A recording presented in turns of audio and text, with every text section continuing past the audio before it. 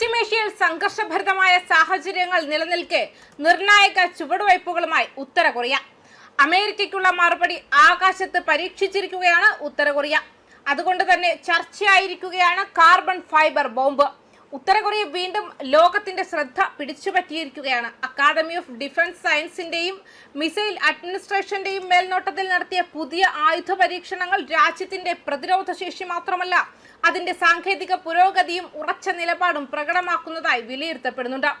Carbon fibre bomb, electro magnetic ആയുധം, cluster warhead എന്നിവ ഉൾപ്പെടുന്ന ഈ പരീക്ഷണങ്ങൾ ആധുനിക യുദ്ധരംഗത്ത് നിർണായകമായ സാങ്കേതിക വിദ്യകളിൽ ഉത്തര കൊറിയ കൈവരിച്ച മുന്നേറ്റത്തിന്റെ സൂചനകളാണ്. പ്രത്യേകിച്ചും കാർബൺ ഫൈബർ ബോംബ് എന്ന ആശയം തന്നെ പരമ്പരാഗത ആയുധധാരണകളെ മാറ്റിമറിക്കുന്നതാണ്. മനുഷ്യ ജീവനാംശം സൃഷ്ടിക്കുന്നതിനു പകരം ശത്രുവിന്റെ അടിസ്ഥാന സൗകര്യങ്ങളെ, പ്രത്യേകിച്ചും വൈദ്യുതി വിതരണ സംവിധാനങ്ങളെ തകർക്കുകയാണ് ഇതിന്റെ ലക്ഷ്യം.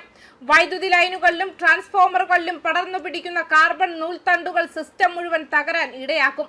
ഇതിലൂടെ നേരിട്ടുള്ള സൈനിക ഏറ്റുമുട്ടലുകൾ ഒഴിവാക്കി തന്നെ ഒരു രാജ്യത്തിന്റെ പ്രവർത്തനശേഷി നിലച്ചു പോകാൻ ഇടയാക്കുന്ന സ്മാർട്ട് യുദ്ധരീതിയിലേക്ക് ലോകം നീങ്ങുകയാണെന്നതിന്റെ ഉദാഹരണമായി ഇത് കാണപ്പെടുന്നു. ഇതോടൊപ്പം പരീക്ഷിച്ച ഇലക്ട്രോ മാഗ്നറ്റിക് ആയുധം ആധുനിക സൈനിക സാങ്കേതിക വിദ്യകളെ തന്നെ വെല്ലുവിളിക്കുന്നതായാണ് വിലയിരുത്തപ്പെടുന്നത്. ഇലക്ട്രോണിക് സംവിധാനങ്ങളെ പ്രവർത്തനരഹിതമാക്കാനുള്ള ശേഷിയുള്ള ഇത്തരം ആയുധം സ്റ്റെൽത്ത് ഫൈറ്റർ ജെറ്റുകൾ മുതൽ യുദ്ധക്കപ്പലുകൾ വരെ ഉൾപ്പെടുന്ന ഹൈടെക് സൈനിക സംവിധാനങ്ങളെ ബാധിക്കാൻ കഴിവുള്ളതാണ്. ഇതിലൂടെ സാങ്കേതികമായി മുന്നേറിയ രാജ്യങ്ങളോട് നേരിട്ട് മത്സരിക്കാൻ കഴിയുന്ന ശേഷി ഉത്തര കൊറിയ വികസിപ്പിച്ചെടുത്തതായി കാണപ്പെടുന്നു. കൂടാതെ ഹ്വാസോങ് 11K ബാലിസ്റ്റിക് മിസൈൽ ഘടിപ്പിച്ച ക്ലസ്റ്റർ വാർഹെഡ് പരീക്ഷണം തന്ത്രപരമായ ആക്രമണശേഷി വർദ്ധിപ്പിക്കുന്ന ഒരു നീക്കമായി വിലയിരുത്തപ്പെടുന്നു.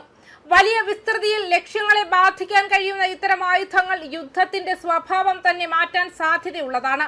അതിനൊപ്പം mobile short ranger anti aircraft missile system പരീക്ഷിച്ചത് രാജ്യത്തിന്റെ പ്രതിരോധ സംവിധാനങ്ങളെ കൂടുതൽ ശക്തിപ്പെടുത്തുന്നതിന്റെ ഭാഗമായാണ് കാണുന്നത്. ഈ പരീക്ഷണങ്ങളുടെ സമയവും ശ്രദ്ധേയമാണ്.